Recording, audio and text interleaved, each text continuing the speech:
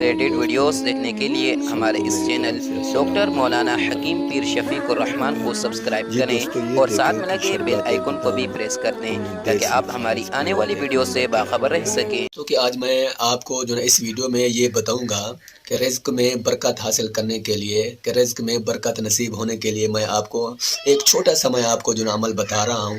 جو انسان بھی جو ہے نا اس عمل کو جو ہے کرے گا تو انشاءاللہ اس کے رزق میں جو ہے برکت جو ہے حاصل ہو جائے گی۔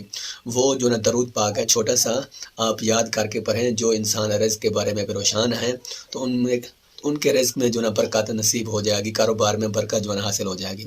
وہ درود پاک یہ ہے کہ اللہم صلی علی محمد وعلی آل محمد وہب لنا اللہم ارزقنا من رزقک الحلال الطیب المبارک ما تصون بھی وجوہنا عن التعرض الی احد من خلقک۔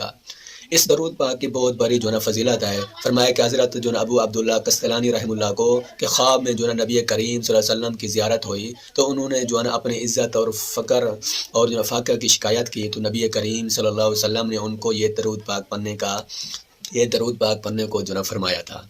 تو اس درود پاک کو یاد کریں اور یاد کر کے صبح اور شام کو جو ہے 3 مرتبہ پڑھیں، یا ہر نماز کے بعد 3 مرتبہ پڑھیں، تو انشاءاللہ اللہ پاک کرم سے رزق میں جو ہے برکت نصیب ہوگی۔